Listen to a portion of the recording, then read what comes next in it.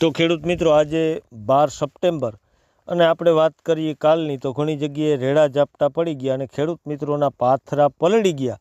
તો તેનું કારણ કે જે આપણે ચોમાસું જ્યારે પ્રવેશ કરતું હોય કેરળથી, ત્યારે કેરળ, મહારાષ્ટ્ર અને આપણું દક્ષિણ ગુજરાત સુધી જે એક ટ્રપ બનતો હોય, એક મજબૂત હવાનો જે પટ્ટો બનતો હોય ભેજનો, એ પટ્ટો જ્યારે પણ બંગાળની ખાડીમાં કોઈ પણ સિસ્ટમનું નિર્માણ થાય તો એ સીધો સક્રિય થતો હોય, તો એવી જ રીતે બની ગયું અને મહુવા આજુબાજુ ઘણા ખેડૂતોના પાથરા પલાળ્યા।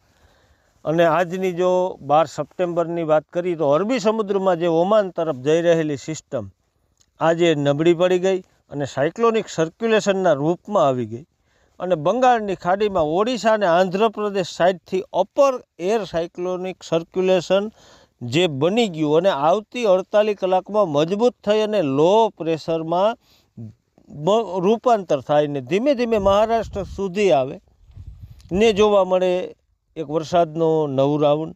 અને આજે જોઈએ તો વલસાડ, વાપી, નવસારી, ડાંગ, આહવા, સાપુતારામાં છૂટો છવાયો વરસાદ જોવા મળે। બપોર પછી કદાચ વધારો થાય અને ગાજવીજ પવન સાથે આવી શકે વરસાદ। સૌરાષ્ટ્રમાં પણ ગીર સોમનાથ, ભાવનગર, અમરેલી અને મહુવા આજુબાજુ જોવા મળે છૂટો છવાયો વરસાદ।